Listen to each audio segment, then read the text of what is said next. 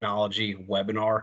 We had one a couple weeks ago, but we had some technical difficulties that I think kept some people from being able to log in. So if you weren't able to make the last one because you couldn't get in, my apologies. Glad to see you back. And even if you didn't know about the last one, but you're here, thank you. Appreciate you guys joining in, and hopefully can learn a thing or two, and maybe I can learn a thing or two from you guys.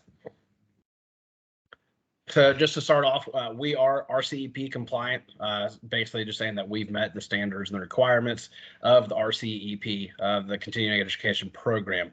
We will have a test or a quiz at the end of this that you can take, and then we'll submit, and that way you can get continuing education credits.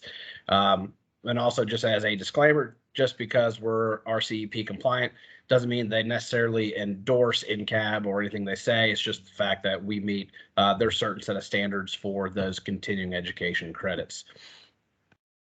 So what we're looking at today, essentially just talking about the basics of a blown cable network, benefits of deploying this way, technical details about the different types of cables that we can use with this type of technology. Then essentially just we'll be able to explain, illustrate the different designs, the configuration of the cable types, and then hopefully discover how this type of deployment can speed up your build, how it relates to your fiber to the home deployment or long haul deployment or whatever it may be, and then essentially find out when this may be applicable, or how or why this could work for your network. And again, learning objectives, just talk about the basic understanding of a blown cable network.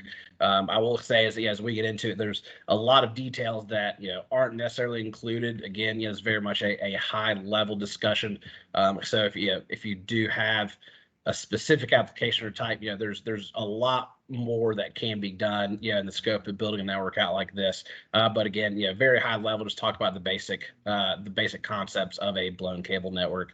Talk about the importance of selecting the correct cable diameter in relation to the duct.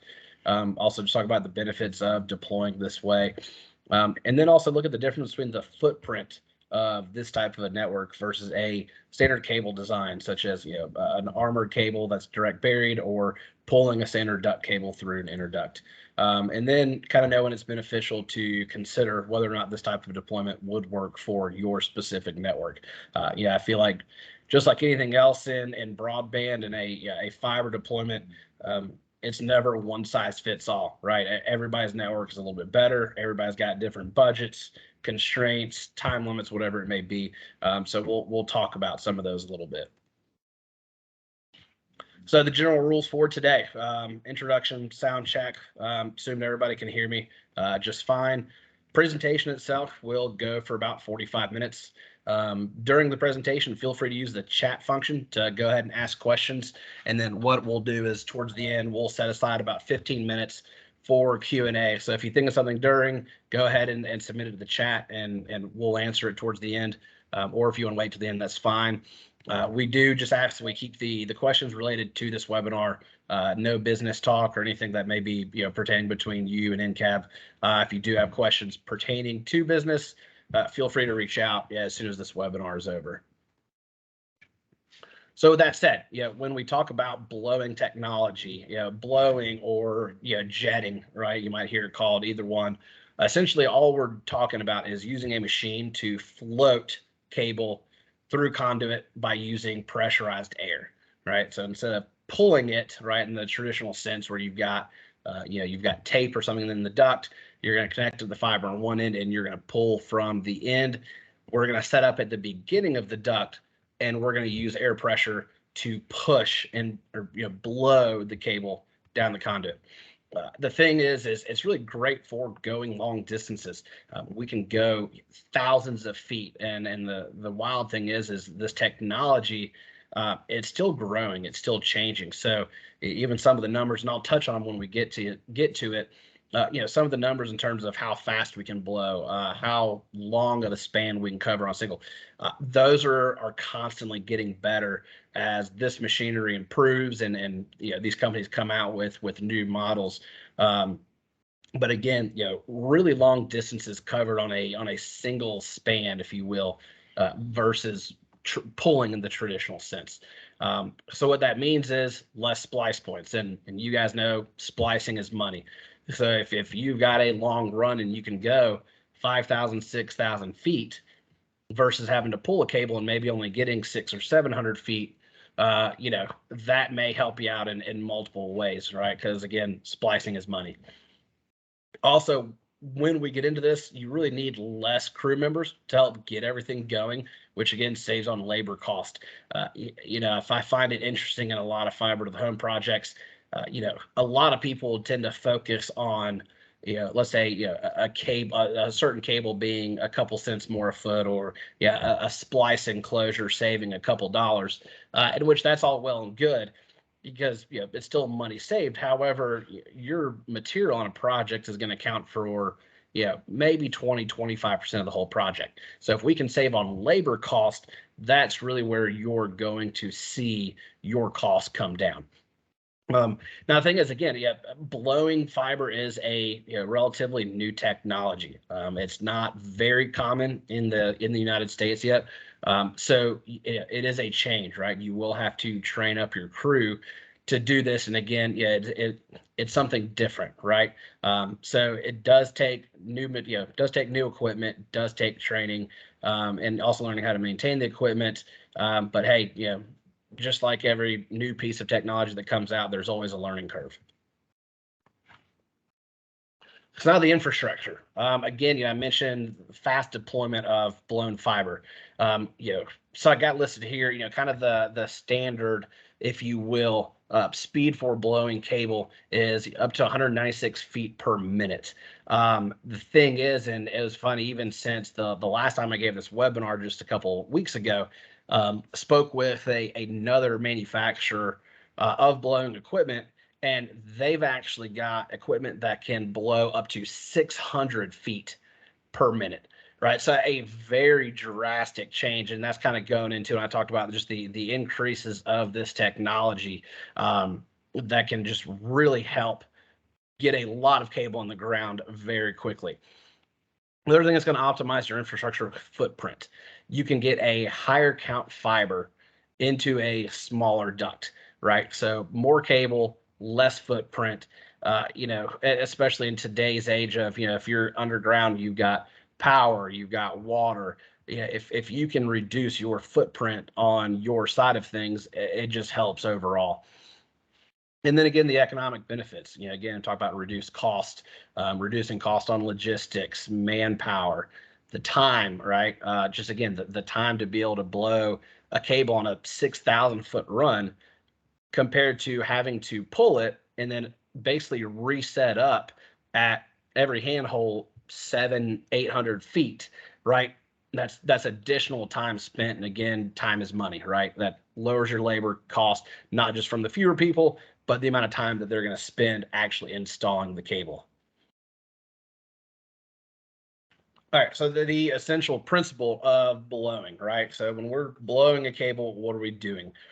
So this is just a very, call it a generic drawing of what we're looking at. But, going left to right, you've got your reel of cable. Next to that is our conveyor belt, essentially, if you will.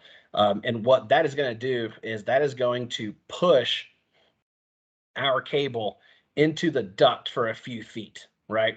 So it's coming off the reel, going through the conveyor, that's getting pushed into the duct to start our install. From there, we're going to inject the compressed air into the duct, and we're going to continue to increase that air pressure until we've got adequate pressure at the other end of the duct. So what this is going to do is, as the drag on the cable, right, the air hitting the cable, as that increases, then we can start feeding the cable into the duct at a faster pace, right? So you're going to start off slower, but then as the pressure gets built up and it keeps going, then that's when you're up and running at 200-300 feet per minute. Now, eventually you do hit a point to where the drag of the cable and the friction inside the duct comes to a meeting point, right? So if you've got different bends or, at whatever your configuration is, there's going to be a point to where obviously the pressure just can't go any farther, right? Similar concept to pulling. You can only pull so far because then the friction just becomes a bit too much. So a couple different ways we can set this up, and again, this kind of goes into the the mantra of there's 100 ways to skin a cat. There's a lot of different ways we can do this, but some of the a couple of the more basic ways that we can blow cable into duct is we can just do a single run, right? So you've got your reel, you got the blowing machine, and then you've got anywhere between 1,000 to 3,000 meters, right? Or up to 10,000 feet of interduct, and you're just going from point A to point B. Now, what we can do is let's say you're installing a long haul fiber cable, right? So we don't necessarily need as many splice points, but we do want to have maybe a hand hole or a vault, in the middle of our run. So what we can do is we can cascade our installation. So we start out at the very beginning, reel, blowing machine, push it through the duct, blow it through.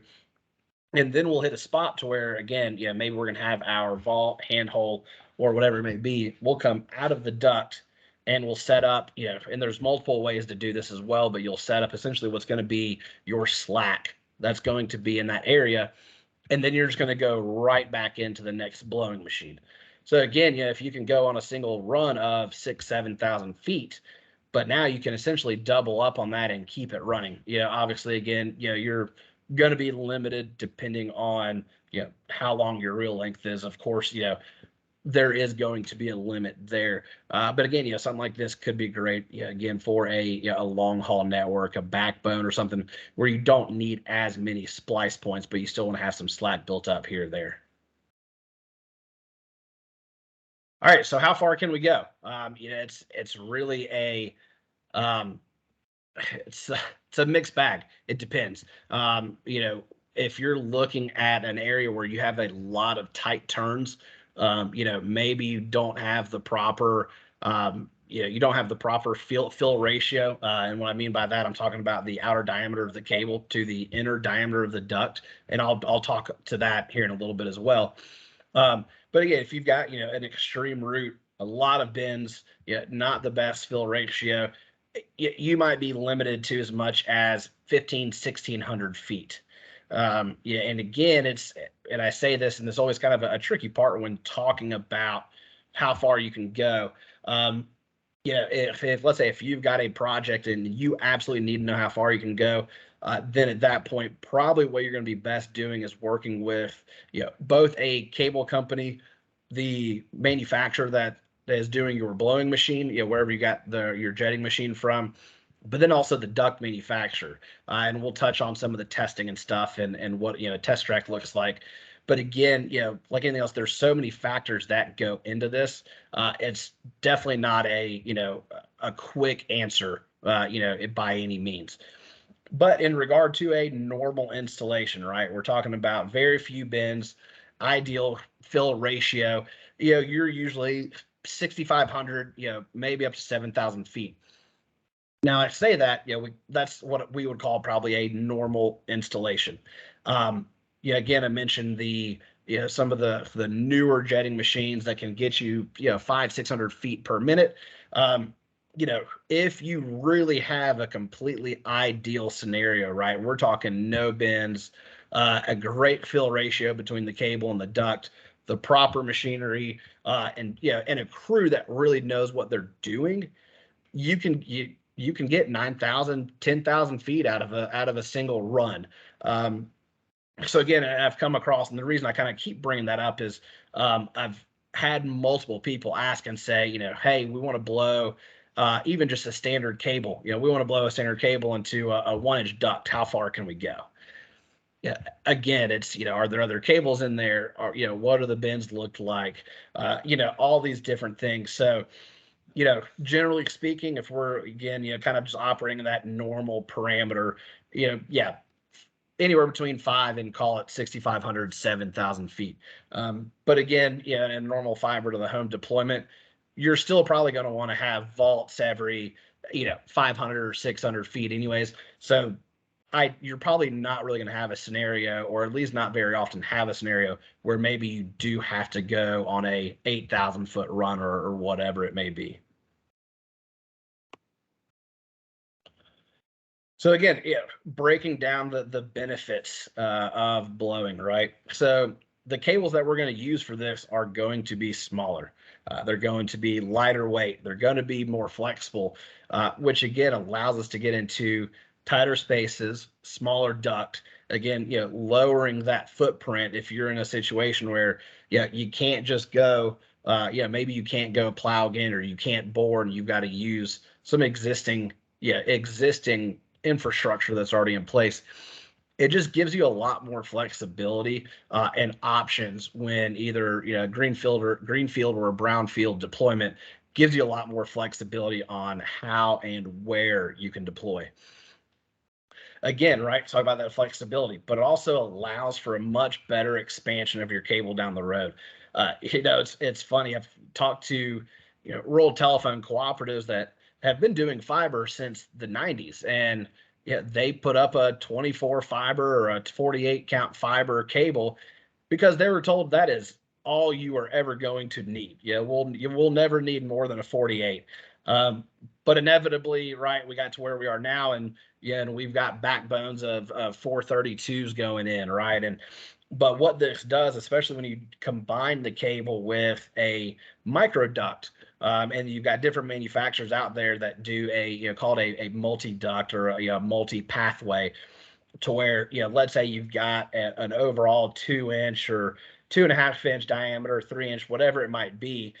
Inside of that single duct bank, you're going to have multiple micro ducts. So you can go as small as just a single micro duct. But obviously, in terms of expansion, you want to have extra ducts. So just kind of one of those things you'll want to keep in mind. How much do we want to be able to expand down the road? But again, you put this multi-duct bank into the ground, and let's say you've got 8 micro ducts in the single duct bank. Now, if you need to go back and blow an extra cable, we're not redigging, we're not replowing or boring. You're just going and plugging in, and you're putting more cable through. So again, talk about just being able to run multiple cables years down the road. And again, that's cost savings, right? Not having to get that boring machine out there. Again, we've hit on the long distances. Depending on your scenario, may lessen the amount of splice enclosures you got to buy, lessen the amount of splice, of hand holes and vaults that we've got to buy. Probably more of, again, a long run situation, a backbone or a long haul type deployments. Probably we're going to see more of that compared to a fiber to the home build. And again, blowing speed up to 200 or in some cases 3, 4, 5, 600. You're drastically cutting down on the install time. We're going thousands of feet in a matter of minutes. However, the downside is the setup for this does take a good bit longer than your traditional pulling. So something to keep in mind. And I've heard numbers typically between 5 and 6 hours in terms of the setup. But again, if you can cover 6, 7, 8, 9, 10,000 feet potentially, in a matter of minutes, that's really going to make up for essentially your overall day and how much time you're going to spend on that site at a given time. Again, saving space, right? We talked about a smaller footprint. So what we're going to be able to do is use a higher count cable, and this kind of goes back to the expansion and being able to build down the road. And no matter what type of cable you're buying, right, whether it is armored cable, it's ADSS, it's micro cable. I joked about the old telcos putting up a 24 or 48 and thinking, hey, that's all we need. Again, 25% of the cost of your project is material, and 80% of that's your labor, right? 75, 80%. So if you're going to be spending that much time on labor, let's go ahead and increase the cable count a little bit. If you're only thinking you need a 144, maybe a 288 is going to be 50 cents more expensive or whatever it might be, right?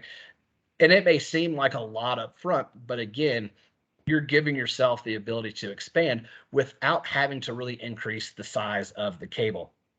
The other good part about these small cables is you can put them into smaller splice enclosures. we'll say like compared to a 144, let's say, or a 96 cable that you might need a 6-inch dome enclosure on.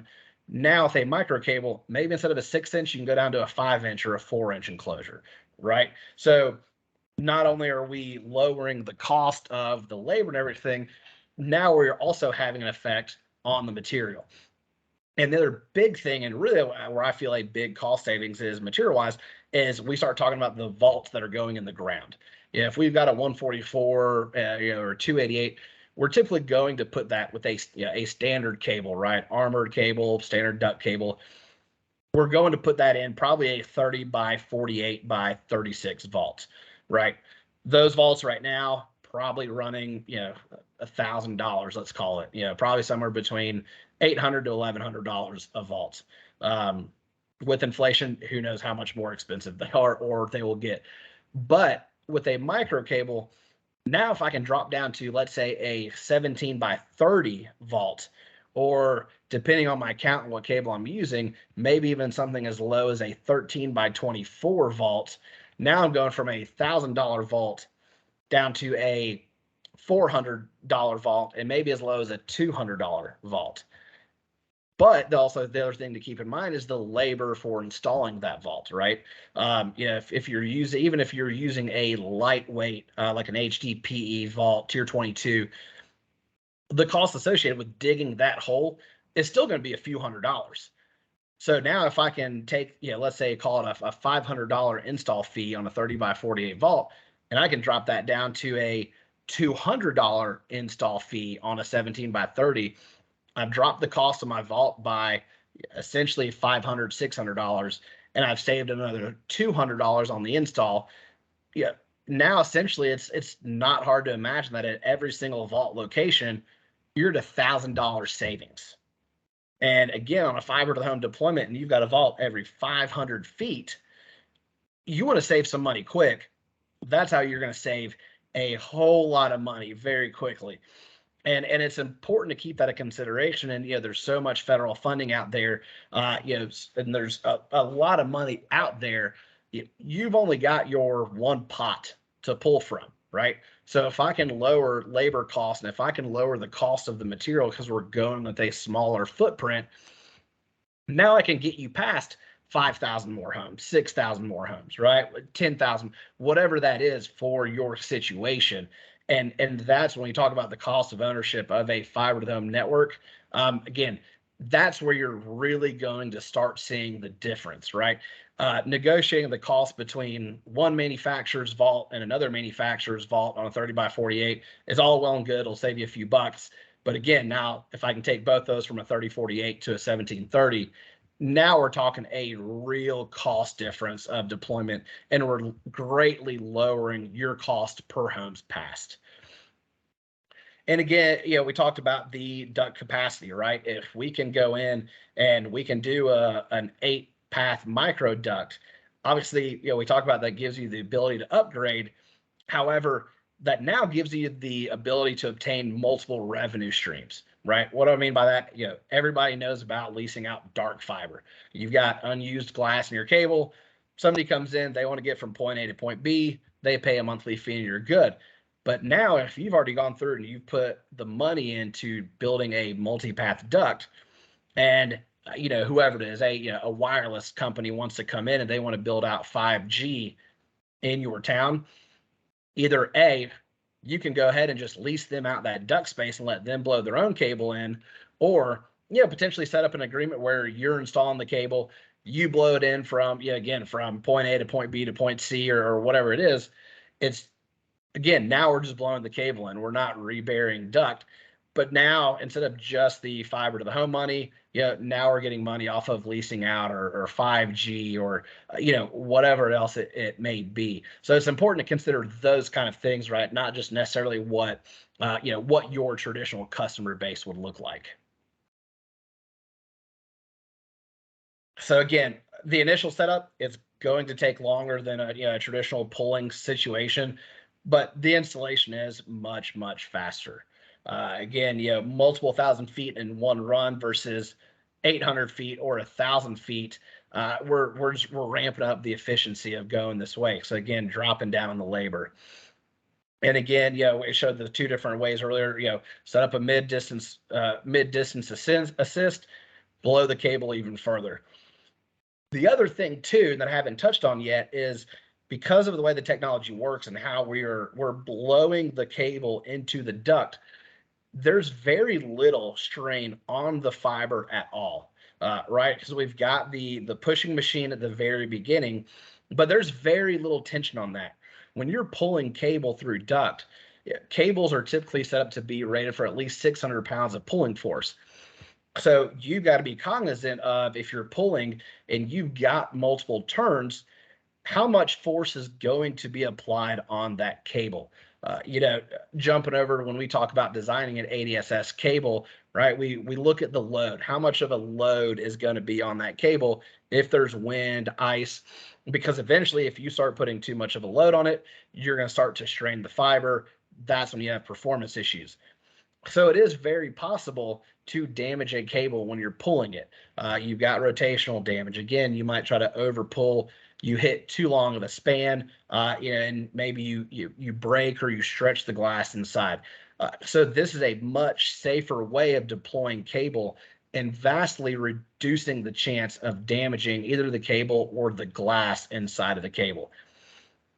Another cool strategy or another tactic you can do is also overblow cable. So let's say if you've got, if you're you're a utility, or let's say even you're a telco and you need to get some cable, from point A to point B, but you can only use existing duct. Depending on, again, the scenario, you can blow into duct that's already in there with other cables in that duct as well. I worked with an electric utility years ago that they did exactly that. They put a micro duct into an existing duct that had some other cables in there and blew the cable right through there. And so again, that's, when we talk about the smaller profile, it gives you so much more, flexibility, right? And how you can deploy, where you can deploy. All right, so just a general comparison between pulling and blowing, right? Few hundred feet, maybe on a great pull, 1,000 or 1,200 feet, depending on the scenario, to thousands of feet, right? Generally, if you're pulling, you want it to be a straight shot because of how pulling works. If you've got a duct that's got multiple bends, that cable, as it goes through the turns, it's going to rub against the inside of the duct. So again, that's going to increase friction, increase the load on the cable, potentially give you, the opportunity to damage the cable itself. With blowing, you can go through elevation changes. You can go through multiple turns.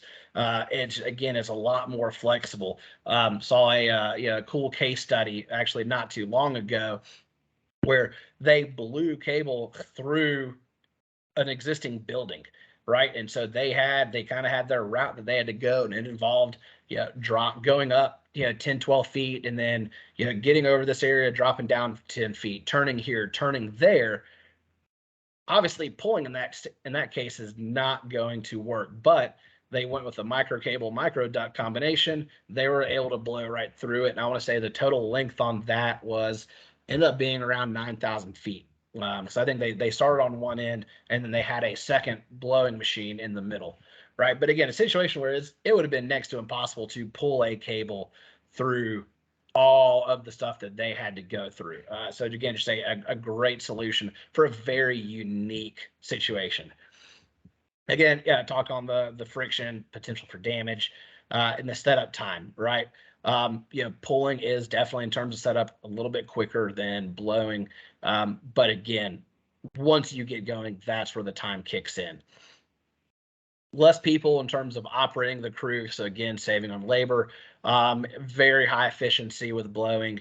And then now one thing to consider is your startup cost is going to be much higher with buying your jetting machine, getting the proper equipment, and It's one of those things, just like any other piece of equipment. You can go with a bare bones model, or you can go, with the Cadillac of jetting machines that can get you that 600 feet per minute. But again, recuperating those costs is going to offset that initial investment.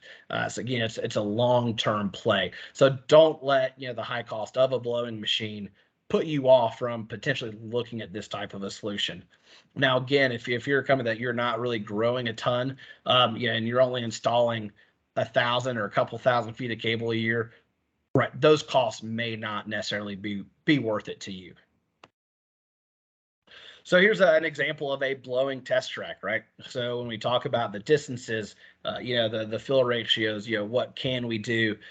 This, great example, right? So you've got 6,500 feet of track for each different type of duct, right? Different inner and outer diameters of ducts, and then which we can use to partner with them, blow through the cable and say, okay, hey, if we're on a cable that's 0.2 inches and the duct's 0.4 inches, with this type of jacketing, how far can we get?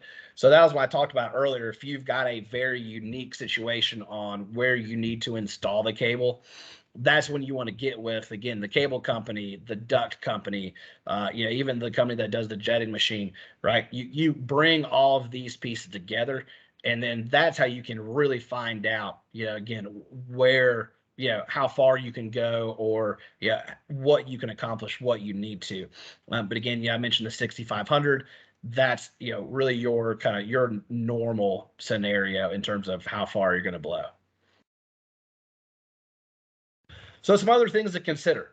So let's say if you're an electric utility, right? The main question is going to be, should we go aerial or should we go underground? ADSS, in my opinion, is always going to be the more cost-effective option for deploying fiber to the home, right? And ADSS or even strand and lash applications, you're still going to be more cost-effective than going below ground, right? So that's going to be a big thing. Now, if you are if you're a telco, a rural telephone cooperative, or a traditional telco, you might want to take into account the cost of the installation, but the ease of being able to expand down the road, right? So you might think of, okay, maybe I need to be able to grow a little bit more down the road, so the added cost is worth it. That's going to be a decision that you'll have to make internally, right? So again, talking about the 5G, dark fiber, duct leasing, things like that. And those are things that you can't necessarily get with a strand and lash application outside of the dark fiber leasing. What type of outside plant enclosures are you going to use? There's quite a few really good companies out there that make solid splice enclosures. But there's some splice enclosures, in my opinion, that work better with a micro cable. So again, I encourage everybody, anybody that's deploying fiber, and especially if you're an electric utility and getting into the telecom and getting into the fiber is a new thing for you. I would resist the urge to just go with what a consultant puts in front of you and says, hey, this is what everybody's using. This is what we use. I'd resist the urge to take the path of least resistance. Talk to those sales guys that are blowing your phone up the second that an article goes out, you're doing fiber to the home. They're all calling, they're all emailing. Take some time to talk to them, see what they've got. Because again, there's a lot of great products out there, and some of those different products may give you somewhat of a different solution than what the quote unquote standard is. Because at the end of the day, you're going to be the one that's owning this network for the next 30, 40, 50 years, right? So I encourage people to get very heavily involved in the material side up front, and spend that time with the reps and find out what kind of equipment works well. Rural setting versus an urban setting. If we're in an urban setting, right, we're in a downtown area where maybe we don't have overhead poles we can attach to. Maybe the duct banks that are already in use don't have any space. A great option to go with is what's called micro trenching. So if you look at the picture on the right here, it's called it in layman terms, you're taking a machine. That's not a micro trenching machine, but you're taking a micro trenching machine that's essentially very large concrete saw, and you're going to drive down, you're going to take it down the side of the road, near a sidewalk, or wherever you've been approved for, typically within a foot or two, a couple feet of the sidewalk, and you're just going to cut a small trench in the ground. From there, what we can do is we can take micro ducts, and instead of, let's say, a multi-path that's a traditional round setup, you can take a micro duct that's more of a straight oval, and you've got your ducts in a straight line. So that will slide into that micro trench. And then you've got, like different epoxies and things that are going to go on top of that to protect the duct, but to also, fill that hole, right? This also is I say it's a newer technology.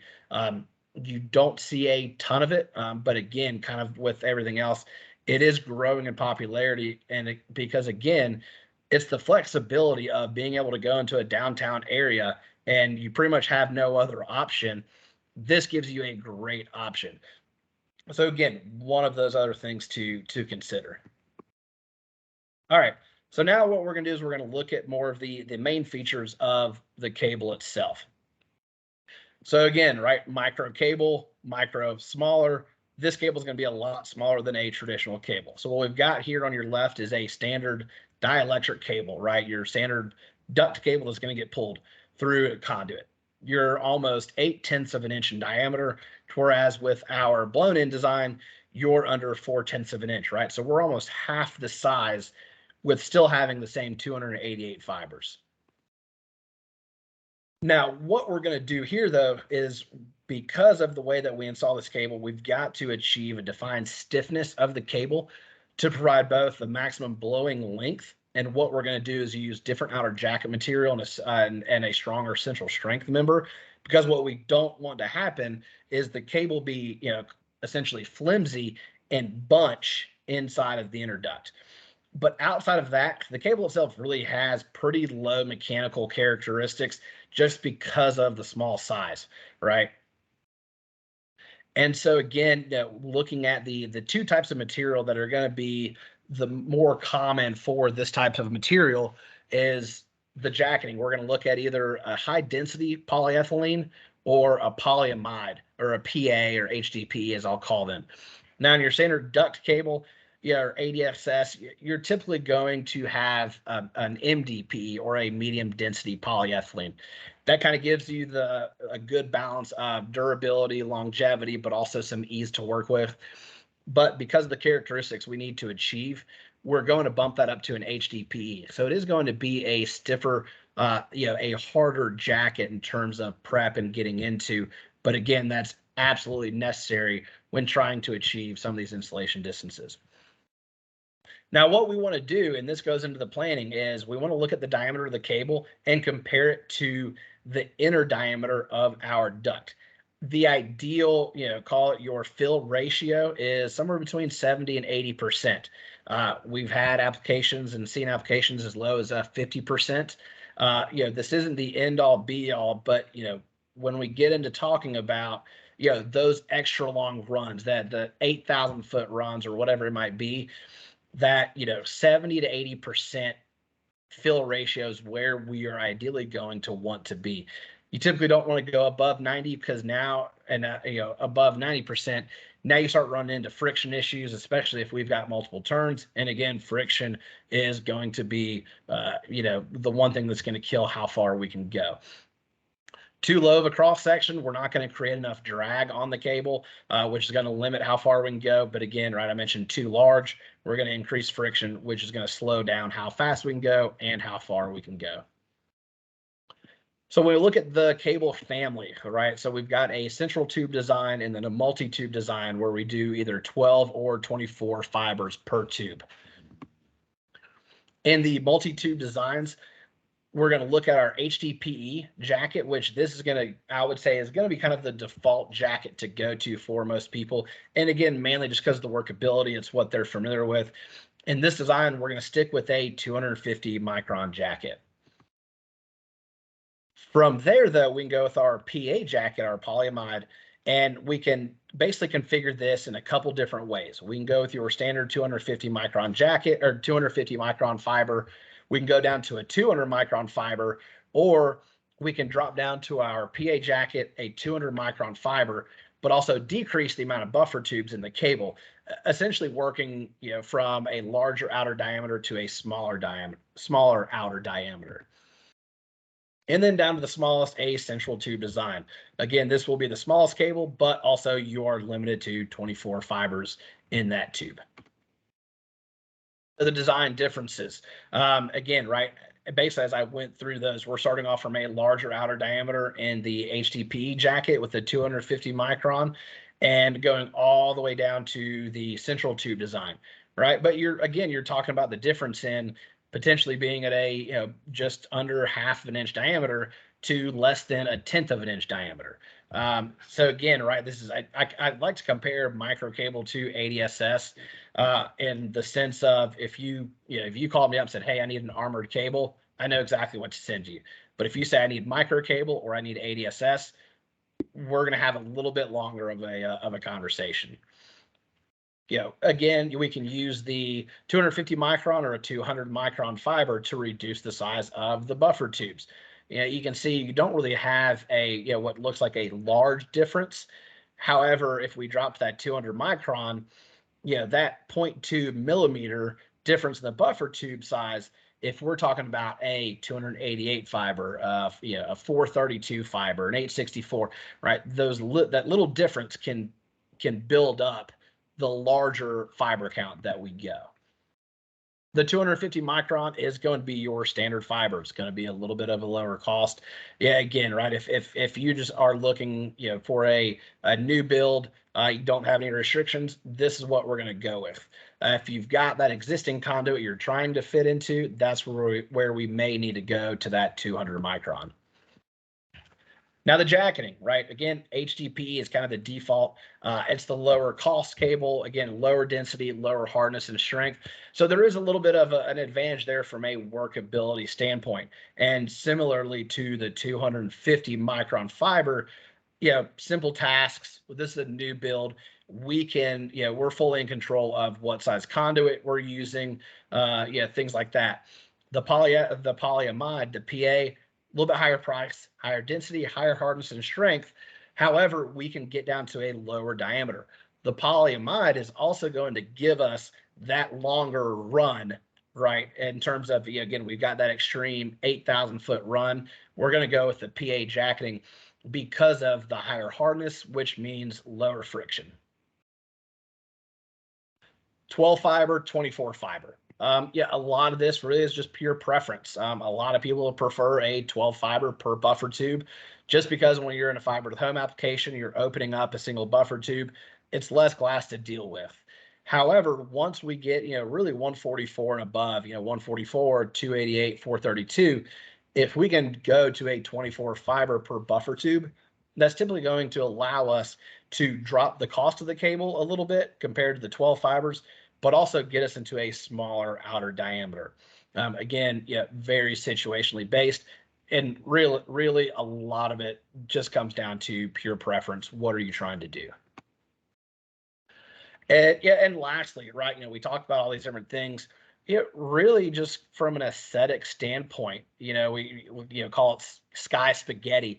You've already got power cables that are in the air. You've got the utilities that's got their ADSS in the air. Then you drop down to the comm space and you've got the different telcos that already have their cable there.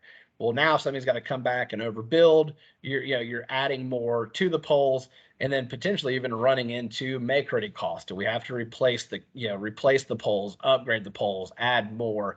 Really just from an overall aesthetic standpoint, we can just cut down on the visual pollution, so to speak, of what we're putting out there.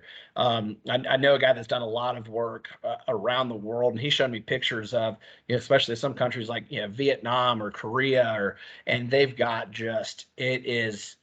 it's like a hornet's nest just everywhere, and it's all because people are just coming in adding cable after cable after cable, and then you're just left with this complete mess in the air. So again, right, just kind of helps clean everything up, a lot more aesthetically pleasing. So that covers it. Appreciate you guys joining in again. My apologies if any of you missed the webinar last time around because of our, some of the technical issues we had. But appreciate everybody joining in. I guess with that said, I'll open it up to questions if anybody's got any.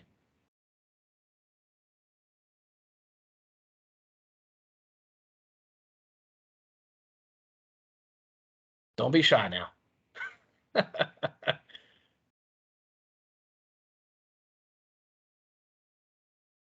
Well, if nobody does have any questions, again, I hope this was useful for everybody. Hopefully, everybody learned a thing or two. If any of you have experience with this type of technology, and I'd love to hear your applications. If there's anything you've come across, in terms of an oddball scenario or situation, or some kind of a one-off thing, and then you were able to get really long span or whatever it may be, feel free to reach out and contact me. I'd love to hear it.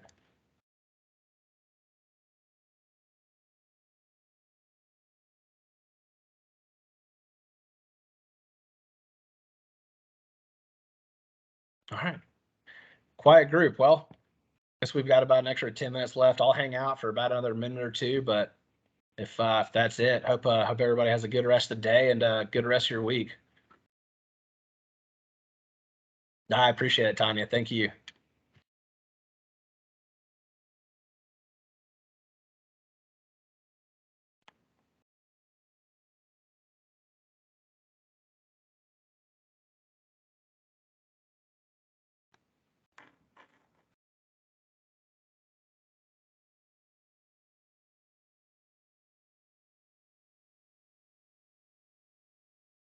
Appreciate it, guys. Thank y'all. Thank y'all for joining. All right. I guess with that said, we will go ahead and wrap it up. I see some typing, so I'll make sure it's not a late question coming in.